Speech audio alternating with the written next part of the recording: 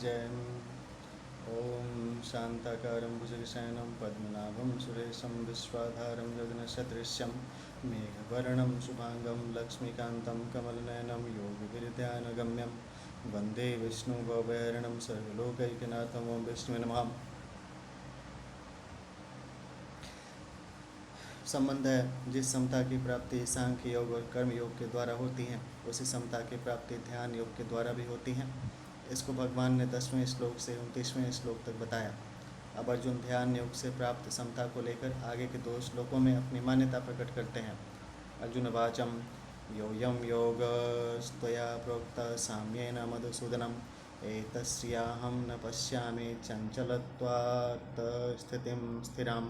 अर्जुन बोले, मधुसूदन, हे मधुसूदन, त्वया मतलब आपने, साम्येन समतापूर्वक, यह मतलब जो, अयम मतलब यह, योग प्रोक्त कहा है, चंचलत्वात् मन की चंचलता के कारण, अहम मतलब मैं, एतस्य मतलब इस योग की, स्थिराम स्थिति, न मतलब नहीं, पश्यामि देखता हूँ। व्याख्या है, मनुष्य के कल्याण के लिए भगवान ने गीता में एक खास बात बताई कि सांसारिक पदार्थों की प्राप्ति या प्राप्ति को लेकर चित्त में समता रहनी चाहिए। इस समता से मनुष्य का कल्याण होता है। अर्जुन पापों से डरते थे, तो उनके लिए भगवान ने कहा कि जय पराजय, लाभ हानि और सुख दुख को समान समझकर तुम युद्ध करो, फिर तुम्हारे को पाप नहीं लगेगा। गीता के 2वें अध्याय का 38वां श्लोक। जैसे दुनिया में बहुत से पाप होते रहते हैं, पर वे पाप हमें नहीं लगते, क्योंकि उन पापों में हमारी विषम बुद्धि नहीं होती, प्रत्युत सम बुद्धि रहती है।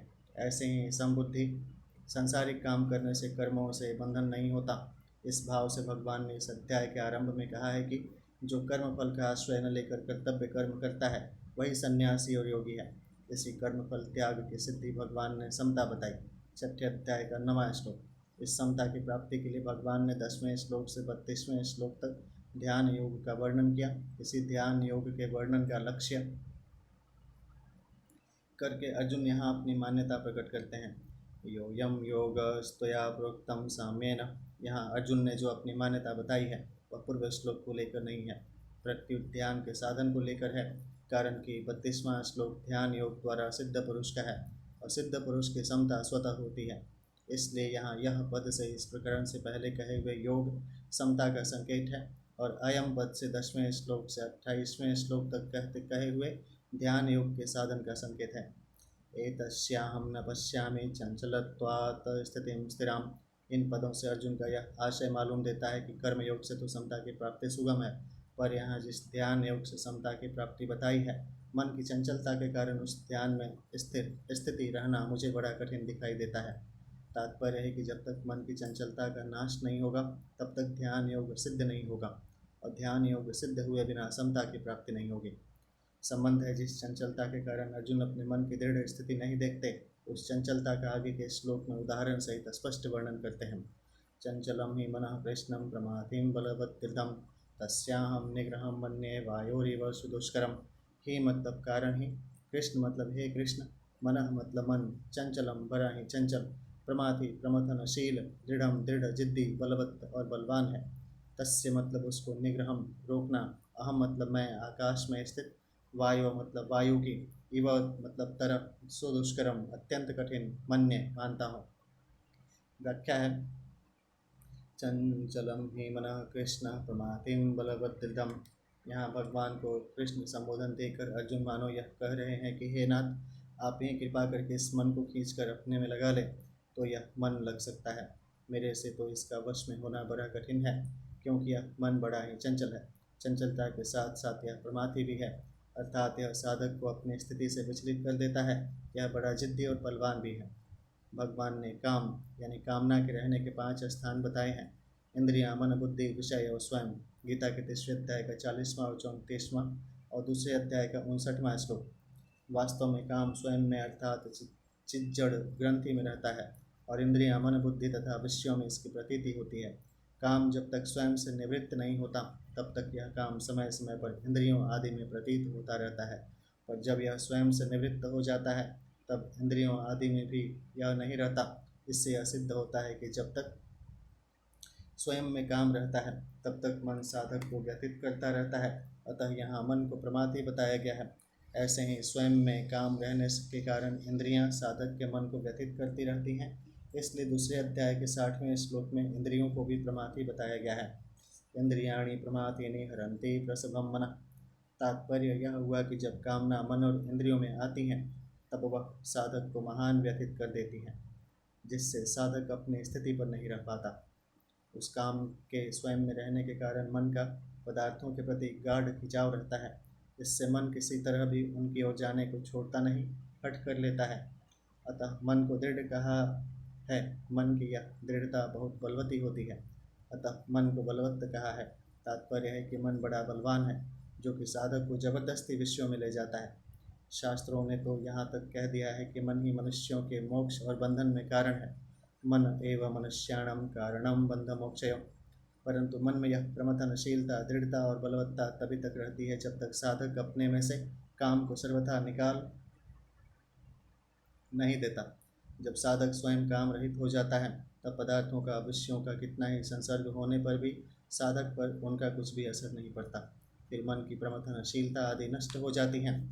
मन की चंचलता भी तभी तक बाधक होती है जब तक स्वयं में कुछ भी काम का अंश रहता है। काम का अंश सर्वथा निवृत्त होने पर मन की चंचलता किंचित मात्र भी बाधक नहीं होती।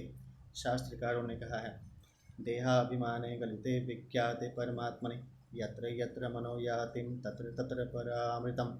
सरस्वती रहस्योपनिषद का 31वां है।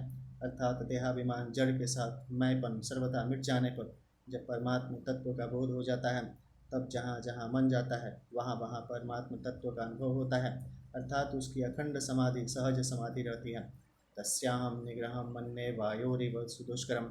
इस चंचल, प्रमथी, दृढ़ और बलवान मन का निग्रह करना बड़ा कठिन है। जैसे आकाश में विचरण करते हुए वायु को कोई मुट्ठी में नहीं पकड़ सकता, ऐसे ही इस मन को कोई पकड़ नहीं सकता। अतः इसका निग्रह करने को मैं महान दुष्कर मानता हूँ।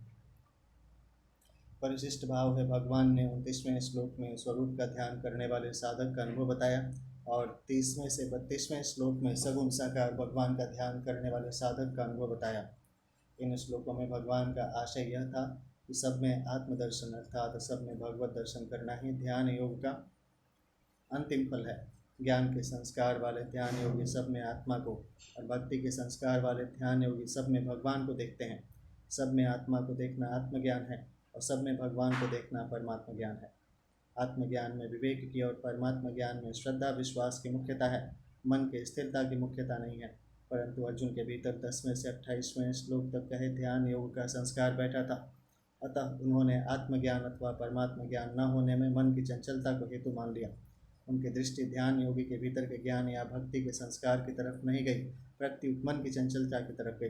अतः उन्होंने मन की चंचलता को बाधक मान लिया। संबंध है। अब आगे के श्लोक में भगवान अर्जुन की मान्यता का अनुमोदन करते हुए मन के निग्रह के उपाय बताते हैं। श्री भगवान वाचम असंशयं महाबाहो मनो दुर्निग्रहं चलम अभ्यासेन तु कौन्तेयं वैराग्येन च गृह्यते। श्री भगवान बोले, महाबाहो, हे महाबाहो, मन मतलब यह मन, चलम मतलब बड़ा चंचल है, और दुर्निग्रहम इसका निग्रह करना भी बड़ा कठिन है। असंशयम यह तुम्हारा कहना बिल्कुल ठीक है। तू मतलब परंतु, कौन्तेय हे कुंती नंदन, अभ्यासेन अभ्यास च यानी और वैराग्येन वैराग्य के द्वारा गृह्यते इसका निग्रह किया जाता है। व्याख्या है, असंशयम महाबाहो मनो दुर्निग्रहम चलम।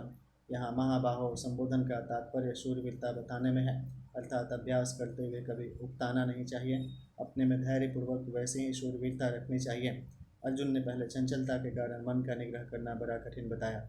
उसी बात पर भगवान कहते हैं कि तुम जो कहते हो वह एकदम ठीक बात है, नहीं संदिग्ध बात है, क्योंकि मन बड़ा चंचल है और इसका निग्रह करना भी बड़ा कठिन है।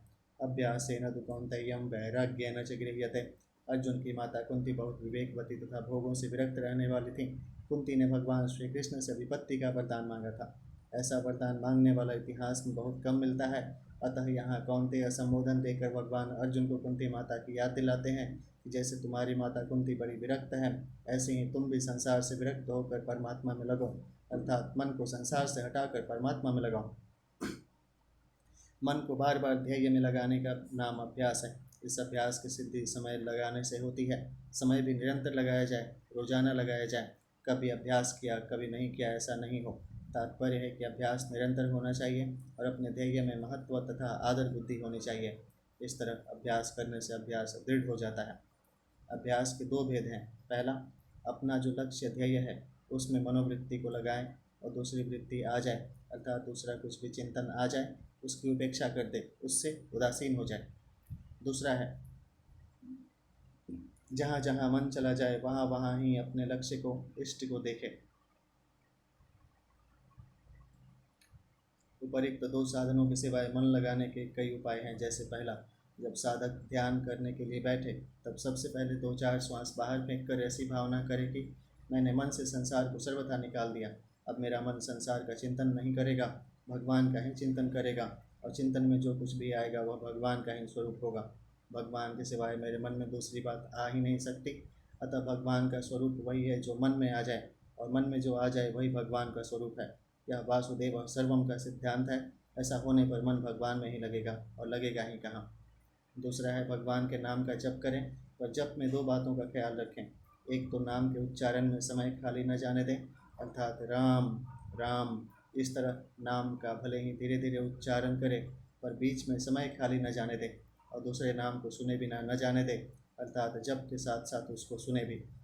तीसरा है जिस नाम का उच्चारण किया जाए मन से उस नाम की निगरानी रखें, अर्थात उस नाम को अंगुली अथवा माला से न गिनकर मन से ही नाम का उच्चारण करें, और मन से ही नाम की गिनती करें। एक नाम का तो वाणी से उच्चारण करें और दूसरे नाम का मन से जप करें। जैसे वाणी से तो राम राम राम उच्चारण करें और मन से कृष्ण कृष्ण कृष्ण का जप करें। 5वां, जैसे राग रागिनी के साथ बोलकर नाम का कीर्तन करते हैं, ऐसे ही राग रागिनी के साथ मन से नाम का कीर्तन करें। चरणों से लेकर मुकुट तक और मुकुट से लेकर चरणों तक भगवान के स्वरूप का चिंतन करें। भगवान मेरे सामने खड़े हैं ऐसा समझकर भगवान के स्वरूप का चिंतन करें। विपदः सन्तु न शश्व तत्र तत्र जगद्गुरौ भवत्वं दर्शनम यत स्याद पुनर्भव दर्शनम। श्रीमद्भगवद्गीता पहले अध्याय का 8वां का 25 है। हे जगत गुरु, हमारे जीवन में सर्वदा पद पद पर विपत्तियाँ आती रहें, जिससे हमें पुनः संसार की प्राप्ति न कराने वाले आपके दुर्लभ दर्शन मिलते रहें। भगवान के दाहिने चरण की 5 अंगुलियों पर मन से ही 5 नाम लिख दे। अंगुलियों के ऊपर का जो भाग है उस पर लंबाई में 3 नाम लिख दे। चरणों की पिंडी का जो आरंभ है उस पिंडी की संधि पर 2 नामों के कड़े बना दे। फिर पिंडी पर लंबाई में 3 नाम लिख दे। घुटने के नीचे और ऊपर एक एक नाम का गोल गड़ा बना दे, अर्थात गोलाकार नाम लिख दे। पूर्व जंघा पर लंबाई में 3 नाम लिख दे। आधी दाहिने तरफ की कमर में 2 नामों की करधनी बना दे। 3 नाम पसली पर लिख दे। 2 नाम कंधे पर और 3 नाम बाजू पर, भुजा के ऊपर के भाग पर लिख दे। कोहिनी के ऊपर और नीचे 2-2 नामों की कड़ी बना दे। फिर 3 नाम कोहिनी के नीचे पहुंचा के ऊपर के भाग पर लिख दे। पहुंचा में 2 नामों का कड़ी बना दे तथा 5 अंगुलियों पर 5 नाम लिख दे। गले में 4 नामों का आधा हार और कान में 2 नामों का कुंडल बना दे। मुकुट के दाहिने आधे भाग पर 6 नाम लिख दे, अर्थात नीचे के भाग पर 2 नामों का कड़ा, मध्य भाग पर 2 नाम का कड़ा और ऊपर के भाग पर 2 नामों का कड़ा बना दे।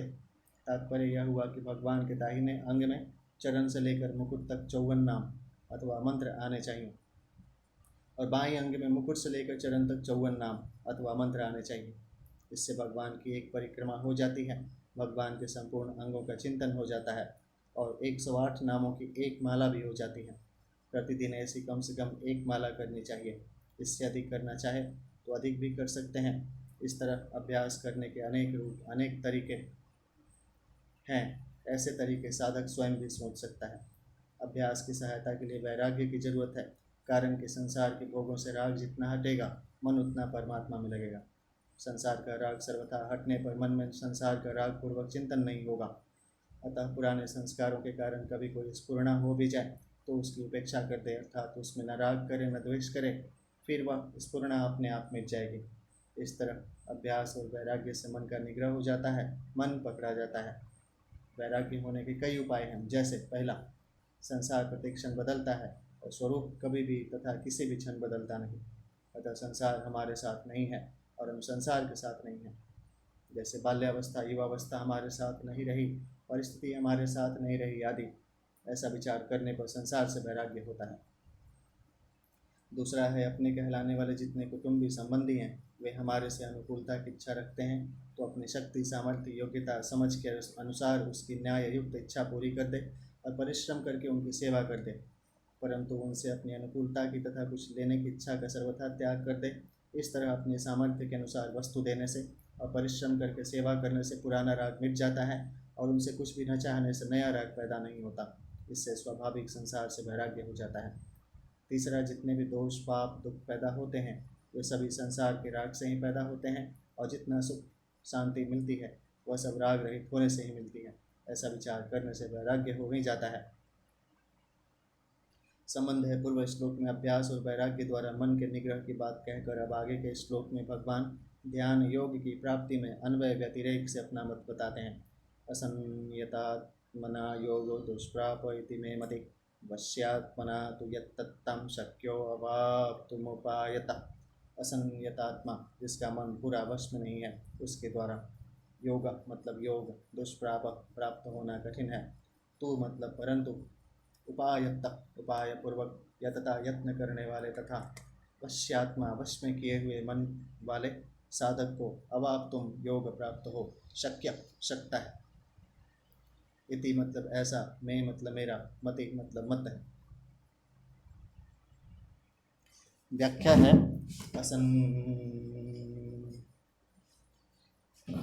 असंयात्मना योगो दुष्प्रापहम, मेरे मत में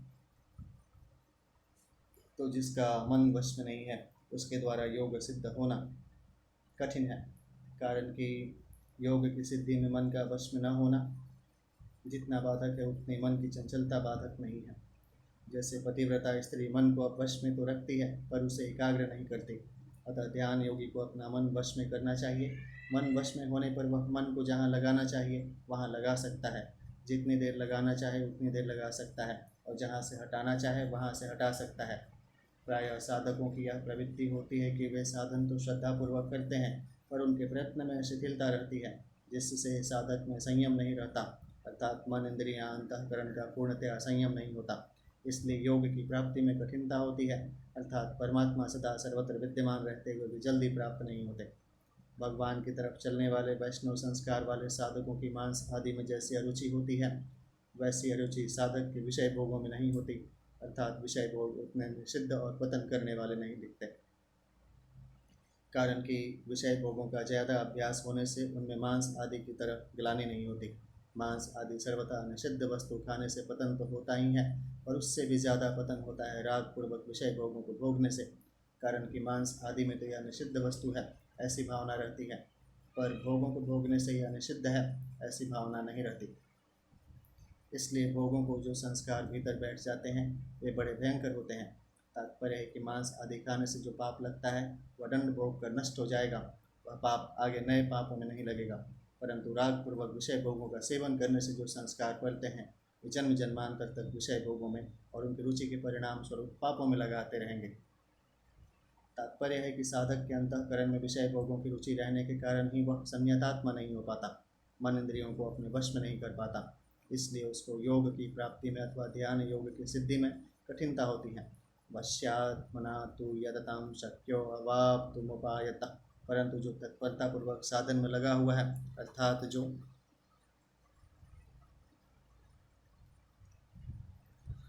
ध्यान योग की सिद्धि के लिए ध्यान योग के उपयोगी आहार विहार सोना जागना आदि उपायों का अर्थात नियमों का नियत रूप से अदृढ़तापूर्वक पालन करता है, और जिसका मन सर्वथा वश में है, ऐसे वश्यात्मा साधक के द्वारा योग प्राप्त किया जा सकता है, अर्थात उसको ध्यान योग की सिद्धि मिल सकती है, ऐसा मेरा मत है।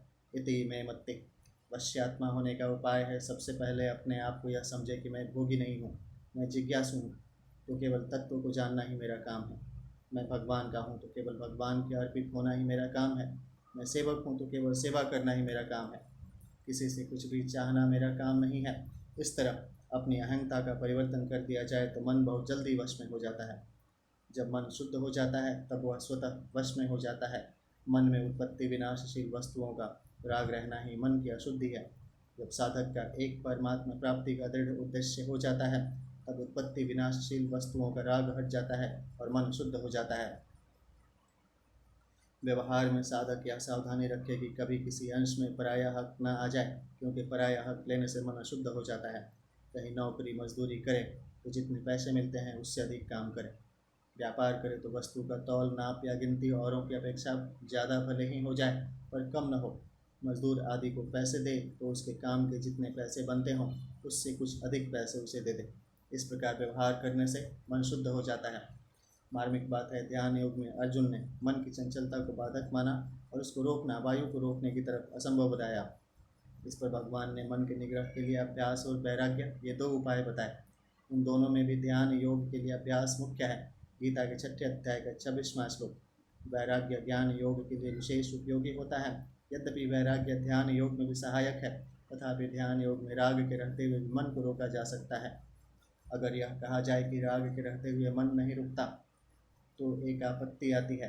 पतंजलि योग दर्शन के अनुसार चित्त वृत्तियों का निरोध अभ्यास से ही हो सकता है। अगर उसमें वैराग्य ही कारण हो तो सिद्धियों की प्राप्ति कैसे होगी, जिसका वर्णन पतंजलि योग दर्शन के विभूति पाद में किया गया है। तात्पर्य है कि अगर भीतर राग रहते हुए चित्त एकाग्र और निरुद्ध होता है तो उसमें राग के कारण से सिद्धियां प्रकट होती हैं। कारण कि संयम, धारणा, ध्यान और समाधि किसी न किसी सिद्धि के लिए किया जाता है, और जहाँ सिद्धि का उद्देश्य है वहाँ राग का अभाव कैसे हो सकता है। परंतु जहाँ केवल परमात्म तत्व का उद्देश्य होता है, वहाँ ये धारणा, ध्यान और समाधि भी परमात्म तत्व की प्राप्ति में सहायक हो जाते हैं। एकाग्रता के बाद जब चित्त की निरुद्ध अवस्था आती है तब समाधि होती है। समाधि कारण शरीर में होती है और समाधि से भी व्युत्थान होता है। जब तक समाधि और व्युत्थान ये दो अवस्थाएं हैं, तब तक प्रकृति के साथ संबंध है। प्रकृति से सर्वथा संबंध विच्छेद होने पर तो सहजावस्था होती है, जिससे व्युत्थान होता ही नहीं। अतः चित्त की चंचलता को रोकने के विषय में भगवान ज़्यादा नहीं बोले, क्योंकि चित्त को निरुद्ध करना भगवान का ध्येय नहीं है। अर्थात भगवान ने जिस ध्यान का वर्णन किया है वह ध्यान साधन है, ध्येय नहीं। भगवान के मत में संसार में जो राग है यही खास बाधा है, और इसको दूर करना ही भगवान का उद्देश्य है। ध्यान तो एक शक्ति है, एक पूंजी है, जिसका लौकिक पारलौकिक सिद्धियों आदि में सम्यक उपयोग किया जा सकता है। स्वयं केवल परमात्म तत्व को चाहता है तो उसको मन को एकाग्र करने की इतनी आवश्यकता नहीं है जितनी आवश्यकता प्रकृति के कार्य मन से संबंध विच्छेद करने की, मन से अपनापन हटाने की है। अतः जब समाधि से भी उपरती हो जाती है तब सर्वातीत तत्व की प्राप्ति होती है। तात्पर्य है कि जब तक समाधि अवस्था की प्राप्ति नहीं होती तब तक उसमें एक आकर्षण रहता है। जब वह अवस्था प्राप्त हो जाती है तब उसमें आकर्षण न रहकर सच्चे जिज्ञासु को उससे उपरती हो जाती है। उपरती होने से अर्थात अवस्था मात्र से संबंध विच्छेद होने से अवस्थातीत चिन्मय तत्व की अनुभूति स्वतः हो जाती है। यही योग की सिद्धि है। चिन्मय तत्व के साथ स्वयं का नित्य योग अर्थात नित्य संबंध है, परिशिष्ट भाव है। वास्तव में ध्यान योग की सिद्धि के लिए मन का निग्रह करना उतना आवश्यक नहीं है जितना उसको वश में करना अर्थात शुद्ध करना आवश्यक है। शुद्ध करने का तात्पर्य है मन के विषयों का राग न रहना। जिसने अपने मन को शुद्ध कर लिया है उसका ध्यान योग प्रयत्न करने पर भी सिद्ध हो जाता है। भगवान ने 31वें श्लोक में सर्वभूतस्थं यो मां भजत ये एकत्वमास्थितः पदों से जो बात कही थी उसमें मुख्य बाधा है भगवत बुद्धि न होना, और 32वें श्लोक में आत्मोपम्येन सर्वत्र समं पश्यति यो अर्जुन पदों से जो बात कही थी उसमें मुख्य बाधा है राग द्वेष होना। परंतु अर्जुन ने भूल से मन की चंचलता को बाधक समझ लिया। वास्तव में मन की चंचलता बाधक नहीं है, प्रत्युत सब में भगवत बुद्धि न होना और राग द्वेष होना बाधक है। जब तक राग द्वेष रहते हैं तब तक सब में भगवत बुद्धि नहीं होती, और जब तक सब में भगवत बुद्धि नहीं होती अर्थात भगवान के सिवाय दूसरी सत्ता की मान्यता रहती है, तब तक मन का सर्वथा निरोध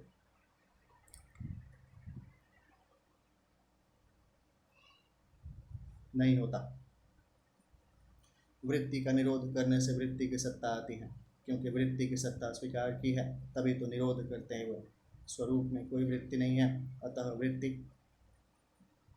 का निरोध करने से कुछ काल के लिए मन का निरोध होगा, फिर व्युत्थान हो जाएगा। अगर दूसरी सत्ता मान्यता ही न रहे तो फिर व्युत्थान का प्रश्न ही पैदा नहीं होगा, कारण कि दूसरी सत्ता न हो तो मन है ही नहीं। संबंध है पूर्व श्लोक में भगवान ने कहा है कि जिसका अंतःकरण पूरा वश में नहीं है अर्थात जो शिथिल प्रयत्न वाला है उसको योगी की प्राप्ति में कठिनता होती है। इस पर अर्जुन आगे के 2 श्लोक में प्रश्न करते हैं। अर्जुन वाचम अयाते श्रद्धयोपेतुम योगाचरितमानस अप्राप्यम योग संसिद्धि काम गतिम कृष्ण गच्छते। अर्जुन बोले, कृष्ण यानी हे कृष्ण, श्रद्धा उपेत जिसकी साधन में श्रद्धा है, अयाति पर जिसका प्रयत्न शिथिल है, वह अंत समय में अगर योग से चलित मानस विचलित मना हो जाएगा तो योग संसिद्धम वह योग सिद्धि को अप्राप्य प्राप्त न करके काम किस गति को गच्छति चला जाता है। व्याख्या है अयाति श्रद्धयोपेतो योगाचलित मानस, जिसकी साधन में अर्थात जप ध्यान सत्संग स्वाध्याय आदि में रुचि है, श्रद्धा है और उनको करता भी है, पर अंतःकरण और बहिकरण वश में न होने से साधन में शिथिलता है, तत्परता नहीं है।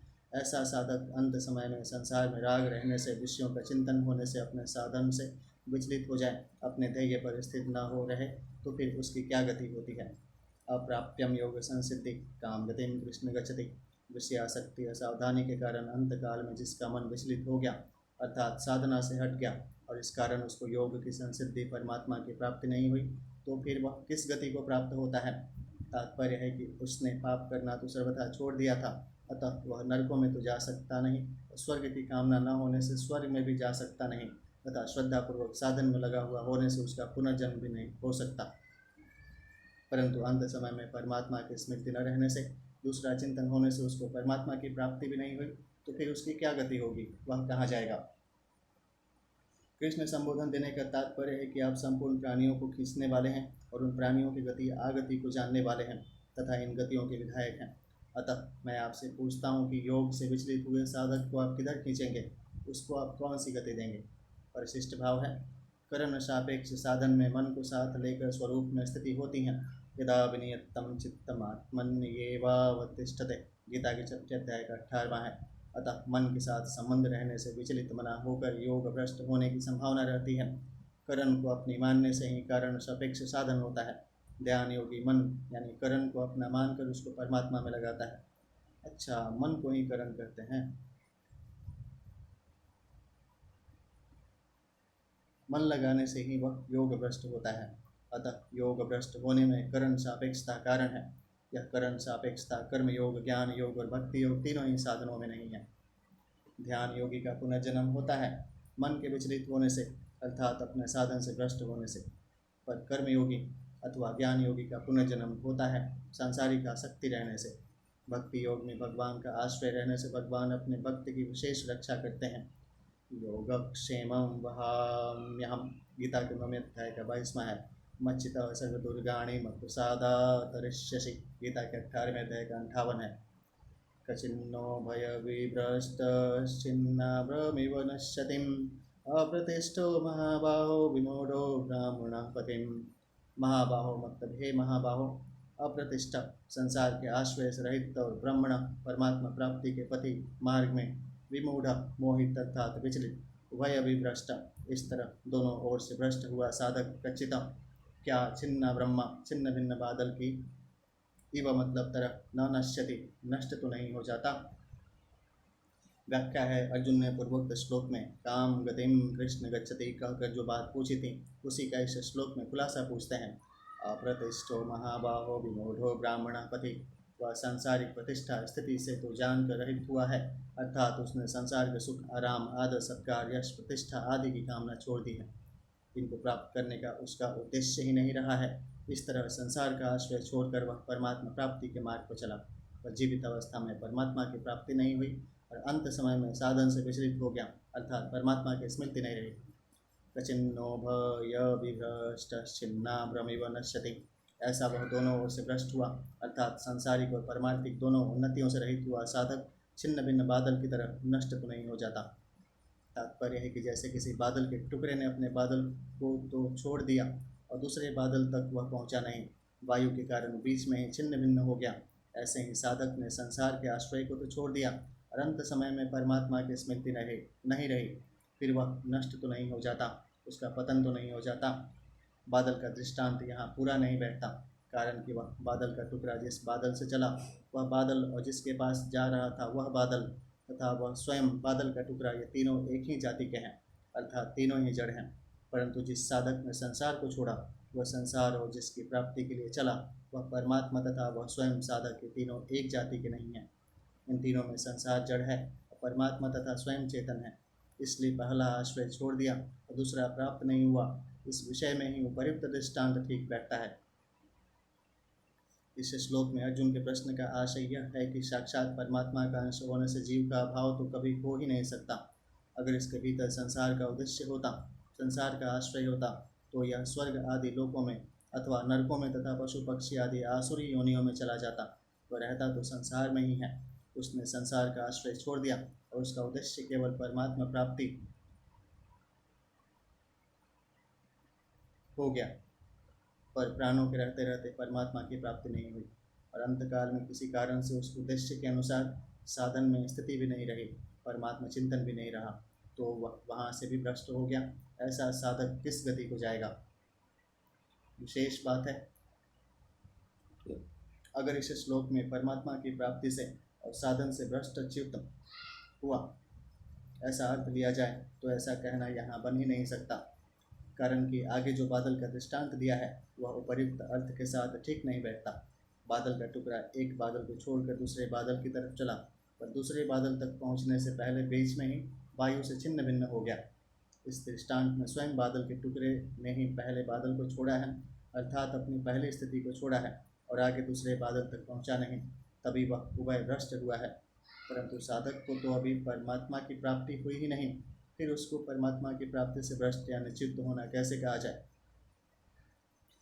गीता कहती है कि दूसरी बात, साध्य की प्राप्ति होने पर साधक साध्य से कभी चित हो ही नहीं सकता, अर्थात किसी भी परिस्थिति में वह साध्य से अलग नहीं हो सकता, उसको छोड़ नहीं सकता, अतः उसको साध्य से चित कहना बनता ही नहीं। हाँ, अंत समय में स्थिति न रहने से, परमात्मा की स्मृति न रहने से उसको साधन भ्रष्ट तो कह सकते हैं, पर उभय भ्रष्ट नहीं कह सकते। अतः यहाँ बादल के दृष्टांत के अनुसार वही उभय भ्रष्ट लेना युक्ति संगत बैठता है। जिसने संसार के आश्रय को जानकर ही अपनी ओर से छोड़ दिया, परमात्मा की प्राप्ति के लिए चला, पर अंत समय में किसी कारण से परमात्मा की याद नहीं रही, साधन से विचलित मना हो गया। इस तरह संसार और साधन दोनों में उसकी स्थिति न रहने से ही वह उभय भ्रष्ट हुआ है। अर्जुन ने भी 37वें श्लोक में योग चलित मानस कहा है और इस 38वें श्लोक में अप्रतिष्ठा विमूढ़ो ब्राह्मण पति अछिन्ना ब्रह्मैव कहा है। इसका तात्पर्य यही है कि उसने संसार को छोड़ दिया, परमात्मा की प्राप्ति के साधन से विचलित हो गया, मोहित हो गया। संबंध है पूर्वोक्त संदेह को दूर करने के लिए अर्जुन आगे के श्लोक में भगवान से प्रार्थना करते हैं। एतन्मे संशयं कृष्ण छेतुर्मर्हस्य शेषतः त्वदन्यः संशयस्यास्यं क्षेता न ह्युपपद्यते। कृष्ण मतलब हे कृष्ण, मैं मतलब मेरे, एतत् मतलब इस संशयम संदेह का, अशेषतः सर्वथा छेतुम छेदन करने के लिए, अर्हसि आप ही योग्य हैं, हे मतलब क्योंकि, अस्य मतलब इस संशय का, छेता छेदन करने वाला, तदन्य आपके सिवा दूसरा, न उपपद्यते कोई हो नहीं सकता। व्याख्या है, एतन्मय संशयम कृष्ण छेतुर्मर्हस्य शेषतः, परमात्मा प्राप्ति का उद्देश्य होने से साधक पाप कर्मों से तो सर्वथा रहित हो गया, इसलिए वह नरकों में तो जा ही नहीं सकता और स्वर्ग का ध्येय न रहने से स्वर्ग में भी जा नहीं सकता। मनुष्य योनि में आने का उसका उद्देश्य नहीं है, इसलिए वह उसमें भी नहीं आ सकता और परमात्मा प्राप्ति के साधन से भी विचलित हो गया। ऐसा साधक क्या छिन्न भिन्न बादल की तरह नष्ट तो नहीं हो जाता? यह मेरा संशय है। त्वदन्य संशयस्यास्यं छेता न ह्युपपद्यते, इस संशय का सर्वथा छेदन करने वाला अन्य कोई हो नहीं सकता। इसका तात्पर्य है कि शास्त्र की कोई गुत्थी हो, शास्त्र का कोई गहन विषय हो, ऐसी कोई कठिन पंक्ति हो जिसका अर्थ न लगता हो, तो उसको शास्त्रों का ज्ञाता कोई विद्वान भी समझा सकता है। परंतु योग भ्रष्ट की क्या गति होती है, इसका उत्तर वह नहीं दे सकता। हाँ, योगी कुछ हद तक इसको जान सकता है, पर वह संपूर्ण प्राणियों की गति आगति को, अर्थात जाने और आने को नहीं जान सकता, क्योंकि वह युजान योगी है, अर्थात अभ्यास करके योगी बना है। अतः वह वहीं तक जान सकता है जहाँ तक उसकी जाने की हद है। परंतु आप तो युक्त योगी हैं, अर्थात आप बिना अभ्यास परिश्रम के सर्वत्र सब कुछ जानने वाले हैं। आपके समान जानकर कोई हो सकता ही नहीं। आप साक्षात भगवान हैं और संपूर्ण प्राणियों की गति आगति को जानने वाले हैं। अतः इस योग भ्रष्ट के गति विषय प्रश्न का उत्तर आप ही दे सकते हैं, आप ही मेरे इस संशय को दूर कर सकते हैं। परिशिष्ट भाव है, अर्जुन को भगवान श्री कृष्ण की भगवत्ता पर विश्वास था, तभी यहाँ वे योग भ्रष्ट की गति के विषय में प्रश्न करते हैं और कहते हैं कि इस बात को आपके सिवाय दूसरे कोई बता नहीं सकता। भगवान श्री कृष्ण की भगवत्ता पर विश्वास होने के कारण ही उन्होंने एक अक्षौहिणी शस्त्र नारायणी सेना को छोड़कर निशस्त्र भगवान को ही स्वीकार किया था। प्रेम सूर्य विष्णु भगवान की जय। संबंध है 38वें श्लोक में अर्जुन ने शंका की थी कि संसार से और साधन से चित हुए साधक का कहीं पतन तो नहीं हो जाता। उसका समाधान करने के लिए भगवान आगे का श्लोक कहते हैं। श्री भगवान वाचम पार्थम नैवेह नामुत्रम विनाशस्तस्य विद्यते न ही कल्याणकृत कश्चिद दुर्गतिम तात गच्छति। श्री भगवान बोले, पार्थ मतलब हे पृथानंदन, तस्य मतलब उसका, न मतलब न तो, यह मतलब इस लोक में, और न मतलब न, उत्पत्ति प्रलयम चैवं भूतानाम गतिम गतिम वेत्तिम विद्याम विद्याम च सवाच्यो भगवानिति। विष्णु पुराण के 6 अध्याय का 5वां का 78 है। नारद पुराण का पूर्व 46वां का 21 है। जो संपूर्ण प्राणियों की उत्पत्ति और प्रलय को, गति और अगति को एवं विद्या और अविद्या को जानता है, वही भगवान कहलाने योग्य है। एक बार फिर से पढ़ेंगे। जो संपूर्ण प्राणियों की उत्पत्ति और प्रलय को, गति और अगति को एवं विद्या और अविद्या को जानता है, वही भगवान कहलाने योग्य है। गीता विश्व की महानतम पुस्तक ग्रंथ है, धार्मिक ग्रंथ है। इनसे हमें सीखना चाहिए, पढ़ना चाहिए। अमुत्र परलोक में, एव मतलब ही, विनाश विनाश विद्यते होता है। ही मतलब क्योंकि, तात मतलब हे प्यारे, कल्याणकृत कल्याणकारी काम करने वाला, कश्चित कोई भी मनुष्य, दुर्गतिम दुर्गति को, न मतलब नहीं, गच्छति जाता। व्याख्या है, जिसको अंतकाल में परमात्मा का स्मरण नहीं होता, उसका कहीं पतन तो नहीं हो जाता। इस बात को लेकर अर्जुन के हृदय में बहुत व्याकुलता है। यह व्याकुलता भगवान से छिपी नहीं है। अतः भगवान अर्जुन के काम गतिम कृष्ण गच्छते इस प्रश्न का उत्तर देने से पहले ही अर्जुन के हृदय की व्याकुलता दूर करते हैं। पार्थम नैवेह नामुत्रम विनाशस्तस्य विद्यते। हे पृथानंदन, सच्चे हृदय से साधन करने वाले मनुष्य का न तो इस जन्म में पतन होता है और न मरने के बाद ही पतन होता है। गीता के 6 अध्याय का 41वें से 45वें श्लोक तक तात्पर्य है कि उसकी योग में जितनी स्थिति बन चुकी है, उससे नीचे वह नहीं गिरता। उसकी साधन सामग्री नष्ट नहीं होती, उसका परमार्थिक उद्देश्य नहीं बदलता। जैसे अनादिकाल से वह जन्मता मरता रहा है, ऐसे ही आगे भी जन्मता मरता रहे, उसका यह पतन नहीं होता। जैसे भरत मुनि भारतवर्ष का राज्य छोड़कर एकांत में तप करते थे, वहाँ दया परवश होकर वे हरिण के बच्चे में आसक्त हो गए, जिससे दूसरे जन्म में उनको हरिण बनना पड़ा। परंतु उन्होंने जितना त्याग तप किया था, उनकी जितनी साधन की पूंजी इकट्ठा हुई थी, वह उस हरिण के जन्म में भी नष्ट नहीं हुई। उनको हरिण के जन्म में भी पूर्व जन्म की बात याद थी, जो कि मनुष्य जन्म में भी नहीं रहती। अतः वे हरिण जन्म में बचपन से ही अपनी माँ के साथ नहीं रहे। वे हरे पत्ते न खाकर सूखे पत्ते खाते थे। तात्पर्य यह है कि अपनी स्थिति से न गिरने के कारण हरिण के जन्म में भी उनका पतन नहीं हुआ। श्रीमद् भागवत 5वां स्कंद 8वां अध्याय है। इसी तरह से पहले मनुष्य जन्म में जिनका स्वभाव सेवा करने का, जप ध्यान करने का रहा है और विचार अपना उद्धार करने का रहा है, वे किसी कारणवश अंत समय में योग भ्रष्ट हो जाएं तथा इस लोक में पशु पक्षी भी बन जाएं, तो भी उनका वह अच्छा स्वभाव और सत्संस्कार नष्ट नहीं होते। ऐसे बहुत से उदाहरण आते हैं कि कोई दूसरे जन्म में हाथी, ऊँट आदि बन गए, पर इन योनियों में भी वे भगवान की कथा सुनते थे। एक जगह कथा होती थी तो एक काला कुत्ता आकर वहाँ बैठता था और कथा सुनता। जब कीर्तन करते हुए कीर्तन मंडली घूमती तो उस मंडली के साथ वह कुत्ता भी घूमता था। यह हमारी देखी हुई बात है।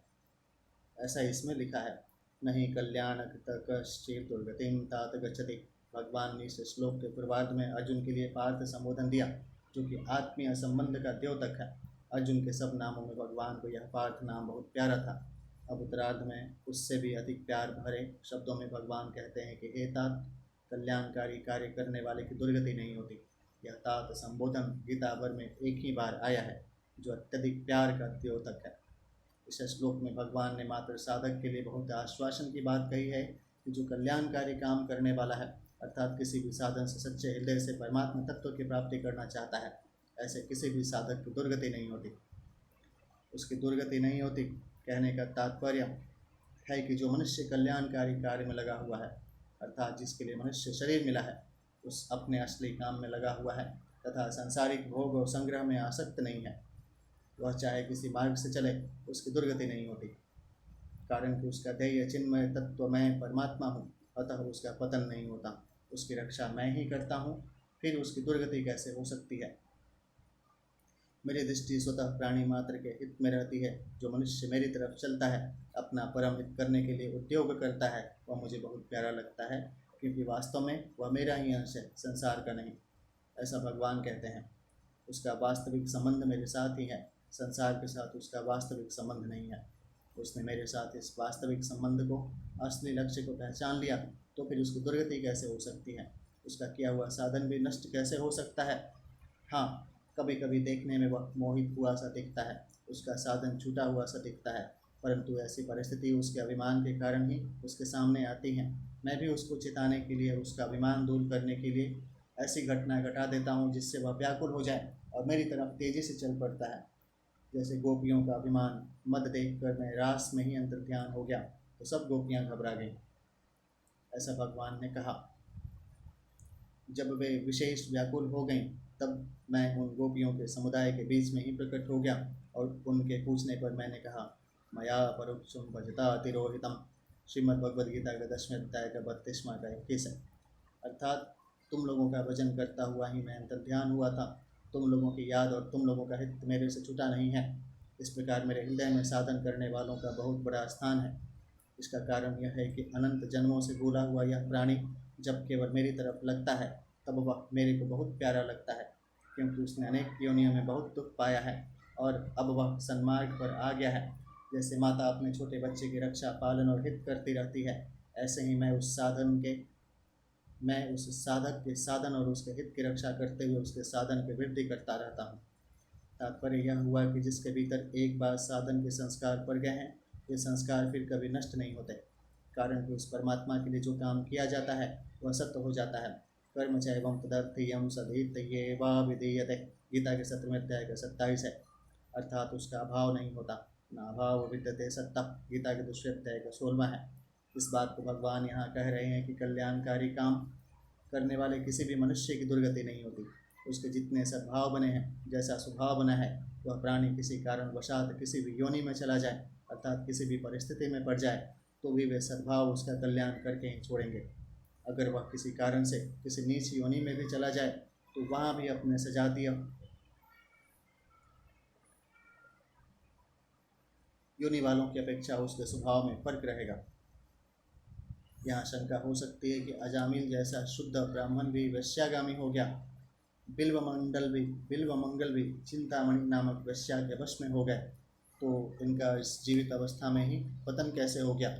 इसका समाधान यह है कि लोगों को तो उनका पतन हो गया ऐसा दिखता है, और वास्तव में उनका पतन नहीं हुआ, क्योंकि अंत में उनका उद्धार ही हुआ है। अजामिल को लेने के लिए भगवान के पार्षद आए, बिल्व मंगल भगवान के भक्त बन गए। इस प्रकार वे पहले भी महा सदाचारी थे और अंत में भी उनका उद्धार हो गया। केवल बीच में ही उनकी दशा अच्छी नहीं रही। तात्पर्य यह हुआ कि किसी कुसंग से, किसी विघ्न बाधा से, किसी असावधानी से उसके भाव और आचरण गिर सकते हैं, और मैं कौन हूँ, मैं क्या कर रहा हूँ, मुझे क्या करना चाहिए, ऐसे विस्मृति होकर वह संसार के प्रवाह में बह सकता है। परंतु पहले की साधना अवस्था में वह जितना साधन कर चुका है, उसका संसार के साथ जितना संबंध टूट चुका है, उतनी पूंजी तो उसकी वैसी की वैसी ही रहती है। अर्थात वह कभी किसी अवस्था में छूटती नहीं, प्रत्युत उसके भीतर सुरक्षित रहती है। उसको जब कभी अच्छा संग मिलता है अथवा कोई बड़ी आफत आती है तो वह भीतर का भाव प्रकट हो जाता है और वह भगवान की ओर तेजी से लग जाता है। हाँ, साधन में बाधा पड़ जाना, भाव और आचरणों का गिरना तथा परमात्मा प्राप्ति में देरी लगना, इस दृष्टि से तो उसका पतन हुआ ही है। अतः उपयुक्त उदाहरणों से साधक को यह शिक्षा लेनी चाहिए कि हमें हर समय सावधान रहना है, जिससे हम कहीं कुसंग में न पड़ जाएं, कहीं विषयों के वशीभूत होकर अपना साधन न छोड़ दें और कहीं विपरीत कामों में न चले जाएं। संबंध है, पूर्व श्लोक में भगवान ने अर्जुन को आश्वासन दिया था कि किसी भी साधक का पतन नहीं होता और वह दुर्गति में नहीं जाता। अब भगवान अर्जुन द्वारा 37वें श्लोक में किए गए प्रश्न के अनुसार योग भ्रष्ट की गति का वर्णन करते हैं। प्राप्यम पुण्यकृतां लोकान्मोषे त्वां शाश्वते समाश्चेनां श्रीमदांगे योग भ्रष्टो अभिजायते। पहला है, जिसका स्वभाव अच्छा बन गया है, जिसके भीतर सद्भाव है, वह किसी नीच योनि में सांप बिच्छू आदि नहीं बन सकता, कारण कि उसका स्वभाव सांप बिच्छू आदि योनियों के अनुरूप नहीं है और वह उन योनियों के अनुरूप काम भी नहीं कर सकता। दूसरा है, विधि वस सुजन कुसंगत परहि फणि मणि सम निज गुण अनुसरहि। मानस के पहले अध्याय का 3रा का 5वां है, ऐसा एक टिप्पणी दी गई है। योग भ्रष्ट यानी वह योग भ्रष्ट पुण्यकृताम पुण्य कर्म करने वालों के लोकान लोकों को प्राप्यम प्राप्त होकर और शाश्वती वहाँ बहुत समय वर्षों तक उषित्वा रहकर फिर यहाँ शुचि नाम शुद्ध ममता रहित श्रीमताम श्रीमानों के गेहे घर में अभिजायत जन्म लेता है। व्याख्या है, प्राप्यम पुण्यकृतां लोकान, जो लोग शास्त्रीय विधि विधान से यज्ञ आदि कर्मों को सांगोपांग करते हैं उन लोगों का स्वर्ग आदि लोकों पर अधिकार है, इसलिए उन लोगों को यहाँ पुण्य कर्म करने वालों के लोक कहा गया है। तात्पर्य है कि उन लोकों में पुण्य कर्म करने वाले ही जाते हैं, पाप कर्म करने वाले नहीं। परंतु जिन साधकों को पुण्य कर्मों के फलस्वरूप सुख भोगने की इच्छा नहीं है उनको वे स्वर्ग आदि लोक विघ्न रूप में और मुक्त में मिलते हैं। तात्पर्य है कि यज्ञ आदि शुभ कर्म करने वालों को परिश्रम करना पड़ता है, उन लोगों की याचना प्रार्थना करनी पड़ती है, यज्ञ आदि कर्मों को विधि विधान से और सांगोपांग करना पड़ता है, तब कहीं उनको स्वर्ग आदि लोकों की प्राप्ति होती है। वहाँ भी उनकी भोगों की वासना बनी रहती है, क्योंकि उनका उद्देश्य ही भोग भोगने का था। परंतु जो किसी कारणवश अंत समय में साधन से विचलित मना हो जाते हैं उनको स्वर्ग आदि लोकों की प्राप्ति के लिए न तो परिश्रम करना पड़ता है, न उनकी याचना करनी पड़ती है, और न उनकी प्राप्ति के लिए यज्ञ आदि शुभ कर्म ही करने पड़ते हैं। फिर भी उनको स्वर्ग आदि लोकों की प्राप्ति हो जाती है। वहाँ रहने पर भी उनकी वहाँ के भोगों से अरुचि हो जाती है, क्योंकि उनका उद्देश्य भोग भोगने का था ही नहीं। वे तो केवल सांसारिक सूक्ष्म वासना के कारण उन लोकों में जाते हैं, परंतु उनकी वह वासना भोगी पुरुषों की वासना के समान नहीं होती, जो केवल भोग भोगने के लिए स्वर्ग में जाते हैं। वे जैसे भोगों में तल्लीन होते हैं वैसे योग भ्रष्ट तल्लीन नहीं हो सकता, कारण कि भोगों की इच्छा वाले पुरुष भोग बुद्धि से भोगों को स्वीकार करते हैं और योग भ्रष्ट को विघ्न रूप से भोगों में जाना पड़ता है। उषित्वाम शाश्वती क्षमा, स्वर्ग आदि ऊँचे लोकों में यज्ञ आदि शुभ कर्म करने वाले भी भोग भोगने के उद्देश्य से जाते हैं और योग भ्रष्ट भी जाते हैं। भोग भोगने के उद्देश्य से स्वर्ग में जाने वालों के पुण्य क्षीण होते हैं और पुण्यों के क्षीण होने पर उन्हें लौट कर मृत्यु लोक में आना पड़ता है, इसलिए वे वहाँ सीमित वर्षों तक ही रह सकते हैं। परंतु जिसका उद्देश्य भोग भोगने का नहीं है, प्रत्युत परमात्मा प्राप्ति का है, वह योग भ्रष्ट किसी सूक्ष्म वासना के कारण स्वर्ग में चला जाए तो वहाँ उसकी साधन संपत्ति क्षीण नहीं होती, इसलिए वह वहाँ असीम वर्षों तक रहता है, अर्थात उसके लिए वहाँ रहने की कोई सीमा नहीं होती। जो भोग भोगने के उद्देश्य से ऊंचे लोकों में जाते हैं उनका उन लोकों में जाना कर्म का जन्य है, परंतु योग भ्रष्ट का ऊंचे लोकों में जाना कर्म जन्य नहीं है, किंतु यह तो योग का प्रभाव है, उनकी साधन संपत्ति का प्रभाव है, उनके सत्य उद्देश्य का प्रभाव है। स्वर्ग आदि का सुख भोगने के उद्देश्य से जो उन लोकों में जाते हैं उनको न तो वहाँ रहने में स्वतंत्रता है और न वहाँ से आने में ही स्वतंत्रता है। उन्होंने भोग भोगने के उद्देश्य से यज्ञ आदि कर्म किए हैं, इसलिए उन शुभ कर्मों का फल जब तक समाप्त नहीं होता तब तक वे वहाँ से नीचे नहीं आ सकते, और शुभ कर्मों का फल समाप्त होने पर वे वहाँ रह भी नहीं सकते। परंतु जो परमात्मा की प्राप्ति के लिए साधन करने वाले हैं और केवल अंत समय में योग से विचलित होने के कारण स्वर्ग आदि में गए हैं, उनका वासना के तारतम्य के कारण वहाँ ज़्यादा कम रहना हो सकता है, पर वे वहाँ के भोगों में फंस नहीं सकते। कारण कि जब योग का जिज्ञासु भी शब्द ब्रह्म का अतिक्रमण कर जाता है, छठे अध्याय का 44वां श्लोक, तब वह योग भ्रष्ट वहाँ फंस ही कैसे सकता है। शुचीनाम श्रीमताम गे योग भ्रष्ट अभिजायते, स्वर्ग आदि लोगों के भोग भोगने पर जब भोगों से अरुचि हो जाती है तब वह योग भ्रष्ट लौट कर मृत्यु लोक में आता है और शुद्ध श्रीमानों के घर में जन्म लेता है। उसके फिर लौट कर आने में क्या कारण है, वास्तव में इसका कारण तो भगवान ही जाने, किंतु गीता पर विचार करने से ऐसा दिखता है कि वह मनुष्य जन्म में साधन करता रहा, वह साधन को छोड़ना नहीं चाहता था, पर अंत समय में साधन छूट गया, अतः उस साधन का जो महत्व उसके अंतःकरण में अंकित है वह स्वर्ग आदि लोकों में भी उस योग भ्रष्ट को अज्ञात रूप से पुनः साधन करने के लिए प्रेरित करता रहता है, उकसाता रहता है। इससे उस योग भ्रष्ट के मन में आती हैं कि मैं साधन करूं, ऐसी मन में क्यों आती हैं इसका उसको पता नहीं लगता। जब श्रीमानों के घर में भोगों के परवश होने पर भी पूर्व जन्म का अभ्यास उसको जबरदस्ती खींच लेता है, छठे अध्याय का 44वां श्लोक, तब वह साधन उसको स्वर्ग आदि में साधन के बिना चैन से कैसे रहने देगा। अतः भगवान उसको साधन करने का मौका देने के लिए शुद्ध श्रीमानों के घर में जन्म देते हैं, जिनका धन शुद्ध कमाई का है, जो कभी पराया हक नहीं लेते, जिनके आचरण तथा भाव शुद्ध हैं, जिनके अंतःकरण में भोगों का और पदार्थों का महत्व उनकी ममता नहीं है, जो संपूर्ण पदार्थ घर परिवार आदि को साधन सामग्री समझते हैं, जो भोग बुद्धि से किसी पर अपना व्यक्तिगत आधिपत्य नहीं जमाते, वे शुद्ध श्रीमान कहे जाते हैं। जो धन और भोगों पर अपना आधिपत्य जमाते हैं वे अपने को तो उन धन और पदार्थों का मालिक मानते हैं, पर हो जाते हैं उनके गुलाम, इसलिए वे शुद्ध श्रीमान नहीं है। संबंध है, पूर्व श्लोक में तो भगवान ने अर्जुन के प्रश्न के अनुसार योग भ्रष्ट की गति बताई, अब आगे के श्लोक में अथवा कहकर अपनी तरफ से दूसरे योग भ्रष्ट की बात कहते हैं। अथवा योगी नाम एवं कुले भवती धीमताम एतद्दिं दुर्लभतरम लोके जन्म यदि दृशम, अथवा वैराग्यवान योग भ्रष्ट धीमताम ज्ञानवान योगिनाम योगियों के कुल में एवं मतलब ही भवत्ति जन्म लेता है। ईदृशम इस प्रकार का यत्त मतलब जो एतत् यह जन्म है यह लोके संसार में ही निसंदेह दुर्लभतरम बहुत ही दुर्लभ है। व्याख्या है साधन करने वाले दो तरह के होते हैं, वासना सहित और वासना रहित। जिनको साधन अच्छा लगता है, जिनकी साधन में रुचि हो जाती है और जो परमात्मा की प्राप्ति का उद्देश्य बनाकर साधन में लग भी जाता है, पर अभी उसकी भोगों में वासना सर्वथा नहीं मिटी है, वह अंत समय में साधन से विचलित होने पर योग भ्रष्ट हो जाता है। तो वह स्वर्ग आदि लोकों में बहुत वर्षों तक रहकर शुद्ध श्रीमानों के घर में जन्म लेता है। इस योग भ्रष्ट की बात पूर्व श्लोक में बता दी। दूसरा साधक जिसके भीतर वासना नहीं है, तीव्र वैराग्य है और जो परमात्मा का उद्देश्य रखकर तेजी से साधना में लगा है पर अभी पूर्णता प्राप्त नहीं हुई है, वह किसी विशेष कारण से योग भ्रष्ट हो जाता है तो उसको स्वर्ग आदि में नहीं जाना पड़ता, प्रत्युत वह सीधे ही योगियों के कुल में जन्म लेता है। इस योग भ्रष्ट की बात इस श्लोक में बता रहे हैं। अथवा मतलब तुमने जिस योग भ्रष्ट की बात पूछी थी वह तो मैंने कह दी, परंतु जो संसार से विरक्त होकर संसार से सर्वथा विमुख होकर साधन में लगा हुआ है, वह किसी भी कारण से किसी परिस्थिति से तत्काल मर जाए और उसकी वृत्ति अंत समय में साधन में न रहे तो वह भी योग भ्रष्ट हो जाता है। ऐसे योग भ्रष्ट की गति को मैं यहाँ कह रहा हूँ। योगी नामे वकुले भवत्ति धीमताम, जो परमात्मा तत्व को प्राप्त कर चुके हैं, जिनकी बुद्धि परमात्मा तत्व में स्थिर हो गई है, ऐसे तत्वज्ञ जीवन मुक्त बुद्धिमान योगियों के कुल में वह वैराग्यवान योग भ्रष्ट जन्म लेता है।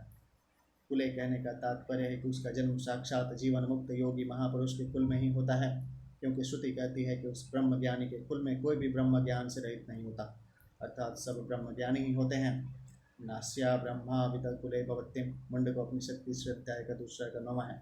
एतत्तिम दुर्लभतरम लोके जन्म यतिदृशम, उसका इस प्रकार का योगियों के कुल में जन्म होना इस लोक में बहुत ही दुर्लभ है।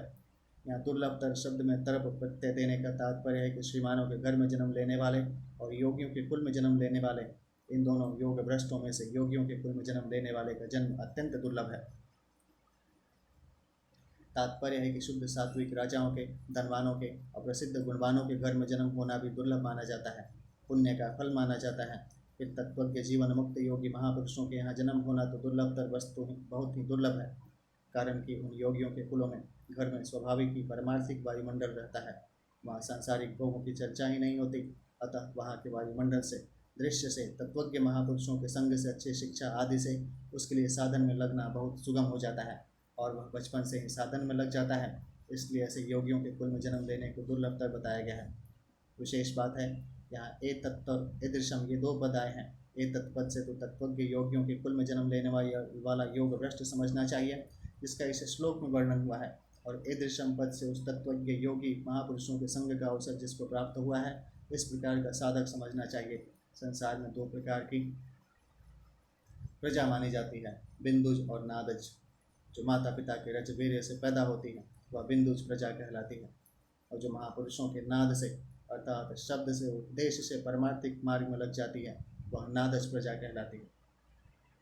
यहाँ योगियों के कुल में जन्म लेने वाला योग भ्रष्ट बिंदुज है और तत्वज्ञ जीवन मुक्त महापुरुषों का संग प्राप्त साधक नादज है। इन दोनों ही साधकों को ऐसा जन्म और संग मिलना बड़ा दुर्लभ है। शास्त्रों में मनुष्य जन्म को दुर्लभ बताया है, पर मनुष्य जन्म में महापुरुषों का संग मिलना और भी दुर्लभ है।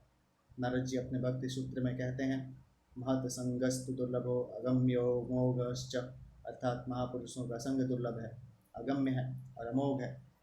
कारण कि एक तो उनका संग मिलना कठिन है और भगवान की कृपा से ऐसा संग मिल भी जाए तो उन महापुरुषों को पहचानना कठिन है, परंतु उनका संग किसी भी तरह से मिल जाए वह कभी निष्फल नहीं जाता। तात्पर्य है कि महापुरुषों का संग मिलने की दृष्टि से ही उपयुक्त दोनों साधनों को दुर्लभतर बताया गया है। कि भाई आपसे रिक्वेस्ट है, लाइट कम ज़्यादा मत करिए, इससे आँख पर प्रभाव पड़ता है। हम अपने से इसको ऑटोमेटिक कर लेते हैं, इसलिए कृपया आप मत करिए। इसको हम ऑटोमेटिक मोड में मान लिया करते हैं तो हमारा ऑटोमेटिक से क्या होता है, लाइट कम ज़्यादा होता है। आपसे रिक्वेस्ट कर रहे हैं कि ऐसा नहीं करिए, कोई भी है। इससे ये लगता है कि कोई हस्तक्षेप कर रहा है, जैसे हम ऑटो ब्राइटनेस कर दिए कि कम ज़्यादा हो गया, राइट। लेकिन आप इसको मत करिए कि हम अपने से कर रहे हैं, ये बात हमको करने दीजिए कृपया, ऐसा इस बात को मानिए। संबंध है। पूर्व श्लोक में भगवान ने वैराग्यवान योग भ्रष्ट का तत्वज्ञ योगियों के कुल में जन्म होना बताया। अब वहाँ जन्म होने के बाद क्या होता है, यह बात आगे के श्लोक में बताते हैं। तत्र तम बुद्धि संयोगम लभते पौर्वदेहिकम यतत्ते च ततो भूय संसिद्धो कुरुनंदन। कुरुनंदन मतलब हे कुरुनंदन, तत्र मतलब वहाँ पर, तम मतलब उसको, पौर्वदेहिकम पहले मनुष्य जन्म की बुद्धि संयोगम साधन संपत्ति अनायास ही लभते प्राप्त हो जाती है। च मतलब फिर, ततः मतलब उससे वह संसिद्ध साधन की सिद्धि के विषय में भूय पुनः विशेषता से यतते यत्न करता है। व्याख्या है, तत्र तम बुद्धि संयोगम लभते पौर्वदेहिकम, तत्वज्ञ जीवन मुक्त महापुरुषों के कुल में जन्म होने के बाद उस वैराग्यवान साधक की क्या दशा होती है, इस बात को बताने के लिए यहाँ तत्र पद आया है। पौर्वदेहिकम तथा बुद्धि संयोगम पदों का तात्पर्य है कि संसार से विरक्त उस साधक को स्वर्ग आदि लोकों में नहीं जाना पड़ता। उसका तो सीधे योगियों के कुल में जन्म होता है। वहाँ उसको अनायास ही पूर्व जन्म की साधन सामग्री मिल जाती है। जैसे किसी को रास्ते पर चलते चलते नींद आने लगी और वह वहीं किनारे पर सो गया। अब जब वह सोकर उठेगा तो उतना रास्ता उसका तय किया हुआ ही रहेगा। अथवा किसी ने व्याकरण का प्रकरण पढ़ा और बीच में कई वर्ष पढ़ना छूट गया। पहला है दुर्लभो मानुषो देहो देहिनाम च न भंगुरः तत्रापि दुर्लभम मन्ये वैकुंठम प्रिय दर्शनम। श्रीमद्भगवद्गीता का 11वें अध्याय का दूसरा का 29 है। दूसरा है जब द्रव्य दीन दयालु राघव साधु संगति पाइय, विनय पत्रिका 136वां का 10 है। जब वह फिर से पढ़ने लगता है तो उसका पहले पढ़ा हुआ प्रकरण बहुत जल्दी तैयार हो जाता है, याद हो जाता है। ऐसे ही पूर्व जन्म में उसका जितना साधन हो चुका है, जितने अच्छे संस्कार पड़ चुके हैं, वे सभी इस जन्म में प्राप्त हो जाते हैं, जागृत हो जाते हैं। यतत्ते च ततो भूय संसिद्धो, एक तो वहाँ उसको पूर्व जन्म कृत बुद्धि संयोग मिल जाता है और वहाँ का संग अच्छा होने से साधन की अच्छी बातें मिल जाती हैं, साधन की युक्तियाँ मिल जाती हैं। ज्यों ज्यों नई युक्तियाँ मिलती हैं त्यों त्यों उसका साधन में उत्साह बढ़ता है। इस तरह वह सिद्धि के लिए विशेष तत्परता से यत्न करता है। अगर इस प्रकरण का अर्थ ऐसा लिया जाए कि ये दोनों ही प्रकार के योग भ्रष्ट पहले स्वर्ग आदि लोकों में जाते हैं, उनमें से जिसमें भोगों की वासना रही है वह तो शुद्ध श्रीमानों के घर में जन्म लेता है, और जिसमें भोगों की वासना नहीं है वह योगियों के कुल में जन्म लेता है। तो प्रकरण के पदों पर विचार करने से यह बात ठीक नहीं बैठती, कारण कि ऐसा अर्थ लेने से योगियों के कुल में जन्म लेने वाले को पौर्वदेहिक बुद्धि संयोग अर्थात पूर्व जन्मकृत साधन सामग्री मिल जाती है, यह कहना नहीं बनेगा। यहाँ पौर्वदेहिक कहना तभी बनेगा जब बीच में दूसरे शरीर का व्यवधान न हो। अगर ऐसा माने कि स्वर्ग आदि लोकों में जाकर फिर वह योगियों के कुल में जन्म लेता है तो उसको पूर्वाभ्यास कह सकते हैं, जैसा कि श्रीमानों के घर जन्म लेने वाले योग भ्रष्ट के लिए आगे के श्लोक में कहा है। पर पौर्वदेहिक नहीं कह सकते, कारण कि उसमें स्वर्ग आदि का व्यवधान पड़ जाए, और स्वर्ग आदि लोगों के देह को पौर्वदेहिक बुद्धि संयोग नहीं कह सकते, क्योंकि उन लोगों में भोग सामग्री की बहुलता होने से वहाँ साधन बनाने का प्रश्न ही नहीं है। अतः वे दोनों योग भ्रष्ट स्वर्ग आदि में जाकर आते हैं, यह कहना प्रकरण के अनुसार ठीक नहीं बैठता। दूसरी बात, जिसमें भोगों की वासना है उसका तो स्वर्ग आदि में जाना ठीक है, परंतु जिसमें भोगों की वासना नहीं है और जो अंत समय में किसी कारणवश साधन से विचलित हो गया है, ऐसे साधक को स्वर्ग आदि में भेजना तो उसको दंड देना है, जो कि सर्वथा अनुचित है। परिशिष्ट भाव है, परमार्थिक उन्नति स्व की है और सांसारिक उन्नति पर की है, इसलिए सांसारिक पूंजी तो नष्ट हो जाती है, पर परमार्थिक पूंजी साधन योग भ्रष्ट होने पर भी नष्ट नहीं होती। परमार्थिक उन्नति ढक सकती है पर मिटती नहीं, और समय पाकर प्रकट हो जाती है। पूर्व जन्म में किए साधन के जो संस्कार बुद्धि में बैठे हुए हैं उनको यहाँ बुद्धि संयोग कहा है। अब आगे बाद में पढ़ेंगे। ध्यान सूर्य विष्णु भगवान की जय। नमो दिव्याय महादिव्याय शिवाय सततम नमः। नमो प्रकृते भद्राय नियतापन्ताय स्मतां कर्पूरगौरं करुणावतारं संसारसारं भुजगेन्द्रहारं सदा वसन्तं हृदयारविन्दो भवं भवानी सहितं नमामि। त्वमेव माता च पिता त्वमेव बन्धु च सखा त्वमेव विद्याधरणं त्वमेव सर्वं मम देवदेव। सर्वस्वरूपे सर्वेशे सर्वशक्ति समन्वितं भयभ्यस्त्रायिनो देवीं दुर्गे देवी नमस्तुते। रोगानुशेषान्नपहांसि तुष्टां दुष्टातु कामान् सकलानविष्टान् त्वमाश्रितानां च विपन्नराणां त्वमाश्रितां याशयतां प्रयान्ति। सर्वस्वरूपे सर्वेशे सर्वशक्ति समन्वितं भयभ्यस्त्रायिनो देवीं दुर्गे देवी नमस्तुते। ओम ऐं ह्रीं क्लीं चामुण्डाय विच्चै ओं ग्लौं हूं क्लीं जुं सज्ज्वालय ज्वालय ज्वल ज्वल प्रज्वल प्रज्वल। ऐं ह्रीं क्लीं चामुण्डाय विच्चै ज्वल हुं शं लं शं वद स्वाहा। ओम विष्णुवे नमः।